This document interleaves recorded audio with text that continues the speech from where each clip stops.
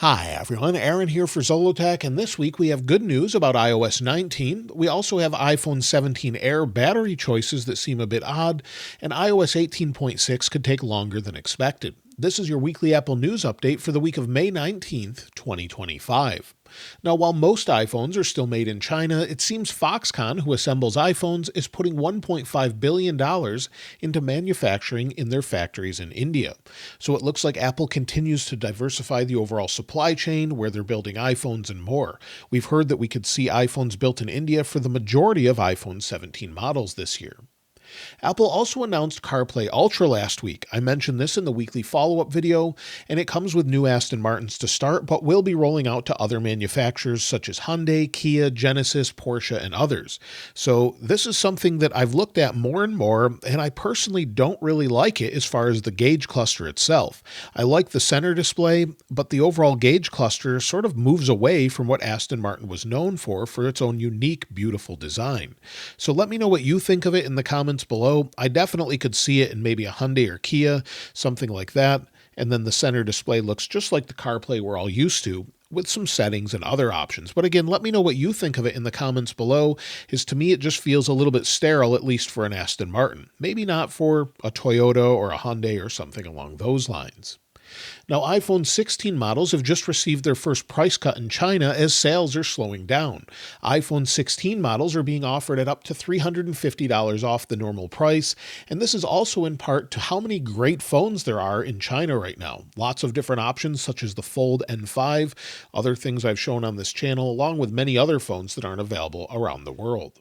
Epic Games last week submitted Fortnite to the App Store in hopes of approval, but it looks like Apple isn't going to do anything until the ongoing litigation is complete. However, this week, Epic Games is now asking a court to force Apple to approve Fortnite in the App Store, as it's blocked in the USA but not around the world. It looks like it's going back and forth from Tim Sweeney of Epic, going back and forth with Apple, and overall this just isn't great for consumers. So those that want to play Fortnite, and I personally don't play that game, but I know many of you want to play it, and it would be great to have it available on the iPhone again. So let me know what you think of that, if they should just allow it at this point, or what should happen at this point with the overall game.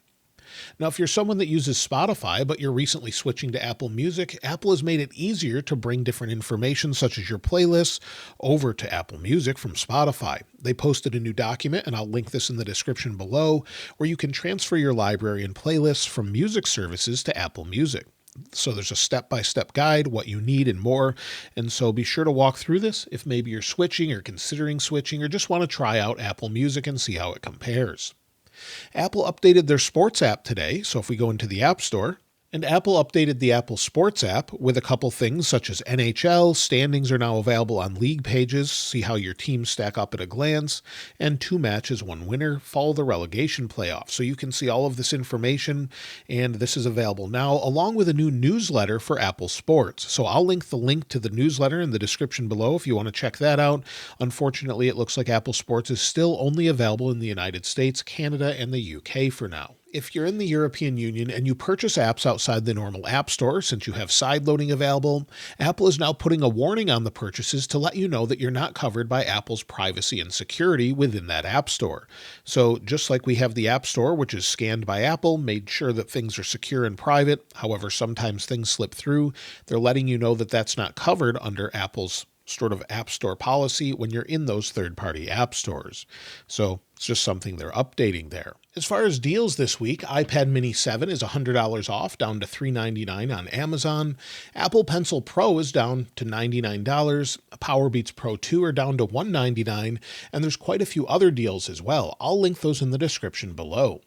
As far as releases this week, before we talk about iOS 19 and the other new features and things we expect in the future, Apple released a new Safari technology preview. You can see that here if we go to download the Safari technology preview. Version 2.19 was available on May 14th.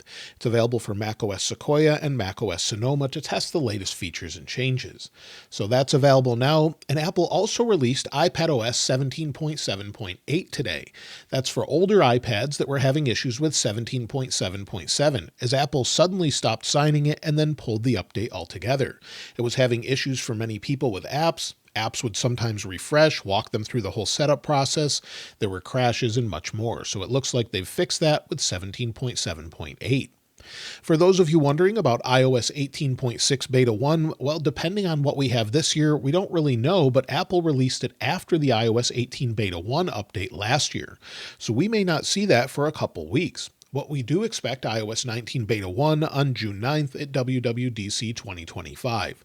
Just like we have every year, then we'll have betas throughout the summer with a public release typically in September, usually around the iPhone 17 launch. So that's what we can expect there.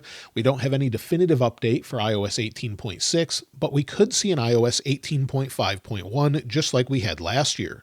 That could fix additional issues if they found any with iOS 18.5. However, most people are saying 18.5 is much better. I talked about this in the weekly follow-up video, but some people are still seeing it process in the background, so if your battery life hasn't improved yet, be sure to check that and make sure it's done before you judge the overall battery life and stability. Under battery, give it a second to load there, and you may have a message that it's still processing. So give it a few days. If it's not done then, you'll still have to wait for it to complete before things will improve. Now, when it comes to future updates, visionOS 3 is expected to bring some big changes, just like iOS 19. The latest news from Mark Gurman is that the update would allow users to scroll using their eyes. I think this would be pretty helpful for general users, but also for accessibility users. So that's something we could see soon. And one thing I wanted to point out is look at my Vision Pro here. It has a crack in the display, it looks like. So if we get really close to it here, you can see there's a crack or a scratch. I can feel that with my finger, and this has been in a case the entire time. I always leave the cover on it. I always put it back in the case, and I'm extremely gentle with it. It's never been dropped, so that's a bit odd. And also I've had some durability issues with it on the side here as well. So definitely some things they need to update. And if it's under Apple Care, of course, you can get it fixed, but that's a bit unfortunate. Also, the cable has some durability issues as well. It sort of burst out of the overall casing and is sort of folded over like this, so it continues to recede. I should probably cut it here, but this is some issues I've been having with this overall. So it's super expensive, but not quite as durable as I had hoped. Now, of course, last week I talked about the first iOS 19 features that we've seen. Apple officially announced them with accessibility features like they do every year, with Magnifier on Mac, many other things coming for those using Braille, and much more. So lots of nice features there, but there's a lot more that we expect. Apple's working on stability this time around, according to Mark Gurman. They're aware of all the issues in iOS 18, and they're making some changes as far as that goes. So that's great news, I think, if they're actually going to focus on stability, saying that we're sick of all these issues. We're not the only ones experiencing problems. Apple is as well, so we could see that. Also at WWDC this year, Apple will focus more on features and less on Siri. Apple's still working on Siri, but it seems it's taking even longer than anticipated. And Apple is also expected to not announce as many features as you would expect every year that won't be available at launch anymore. They could slow this down and go back to how they were originally, announcing features that would be complete on time instead of over-promising and under-delivering. That includes simple features that usually come out with maybe iOS 18, 18.1, 18.2. They could announce the features they expect to launch on launch day and then move on to the next like they used to. So hopefully, maybe we'll get some less features, but much more stability this time around. Of course, Apple will be adding features this time around as well, and Apple Pencil will gain an Arabic calligraphy tool in iOS 19 or iPadOS 19, according to Mark Gurman. So if you use an Apple Pencil, we could have Arabic calligraphy options, some changes there. We could also see battery intelligence. I mentioned that in the weekend follow-up video, where it will use artificial intelligence to help manage battery. So when it's plugged in, not only can it help with battery health, but also maybe help you optimize your battery settings a little bit better. We get some odd things from time to time, and iPhone battery has been great in the past and seems like it's been getting worse since iPhone 13 launched. So the iPhone 13 Pro Max was considered to have some of the best battery ever, getting up to 12 or 14 hours for many people. I also mentioned before that Apple's working on captive Wi-Fi support to sync across your devices for things such as airports, hotels, and other public Wi-Fi, so you wouldn't have to enter the password over and over. Apple's Assistant will be optional apparently in iOS 19 in the EU, according to Mark Gurman. What that means is you would no longer have the option to just use Siri here, or you could use maybe Gemini in its place, or maybe ChatGPT or Grok or something else. You would be able to select that in your default settings. That's something I would love to see them add. I would love to see that added throughout the world, but it looks like they're probably only going to do it in the EU where they're forced to do things like that, but maybe we'll see it everywhere. Also, Mark Gurman reports that Siri is now being turned into a true ChatGPT competitor, and Apple executives are pushing for it to match up to the current assistants it once was better than. So we could see a much better improvement if it's going to take a little bit longer. So again, I think they're going back to their roots. They're not overpromising, and we could see all of these changes with iOS 19. However, 2027 is expected to be a huge year for Apple, according to Mark Gurman as well, where they'll have many new and updated products that are significant rather than incremental. So that could be a huge change with the upcoming releases in a couple years. It looks like maybe they're getting focused and back on track. Now, iPhone 17 models have mostly leaked. I've shown them in different videos. I have one here. You can see in frame here. Let me grab the other one. But I have the iPhone 17 Pro Max model, iPhone 17 Air model, and Apple is now, however, considering a price hike on the iPhones this year. This isn't really a surprise, but looks like it could be something they need to do, whether that has to do with tariffs or just prices of goods and much more. So it looks like those things are going to happen. How much, though, we don't really know. Now, the iPhone 17 Air is also looking to be about as thin as the Samsung Galaxy S25 Edge at 5.8 millimeters. I showed this in the unboxing video of the S25 Edge, where it's identical in thickness, and the iPhone 17 Air I measured with calipers at 5.8 millimeters. That's not including the camera bump there or the cameras, but you can see the difference where the iPhone 17 Air is slightly curved more. However, the iPhone 17 Air is said to be a little bit lighter at 145 grams compared to the S25 Edge's 163 grams. Also, the iPhone 17 Air could benefit from new silicone anode batteries, which would charge faster and are more dense. It looks like Apple may be planning to use these according to DigiTimes. But the latest report on the iPhone 17 Air is that it has a very small battery capacity of just 2,800 milliamp hours. This is according to YUEX1122 on the Naver blog. This would be very surprising as the iPhone 17 Air is about the same size as the S25 Edge with one less camera, but 1/4 less battery capacity for some reason. So there's no reason for that. I would hope they'll use the latest battery tech that would have better density and make it last a little bit longer. Apple's very clever with the overall chipset, and generally the overall chip size is smaller with Apple as well. So maybe they've got something else going on and we don't have the correct report there. Hopefully we don't. Now in 2026, we're said to get the iPhone 18 with an under-display Face ID update. So Ross Young, who is a display analyst, has an almost perfect track record here and has indicated that unless something changes, it appears that 2026 iPhones will no longer have visible Face ID cutouts. So the dynamic island could go away. Maybe that's why we don't see as many updates with the dynamic island. But either way, we could just have a hole punch camera at that point. Also, the iPhone 20th or 20th anniversary phone could feature new advanced memory that utilizes AI memory technology, according to ET News. It would increase memory bandwidth and overall speed for AI processing and overall usage. And the 20th anniversary iPhone has long been rumored to be all glass. We know that Apple's been working on this for a long time, but supposedly it won't even have bezels and will just be one complete glass sheet that you could have the phone in.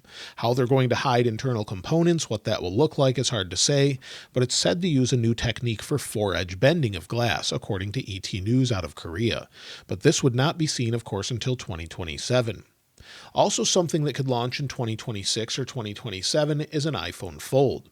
Digital Chat Station on Weibo has said that the iPhone Fold expected next year or in the future will feature a hole punch style on the camera outside, and it also will feature a Touch ID sensor similar to the Pixel Folds and Samsung folding phones.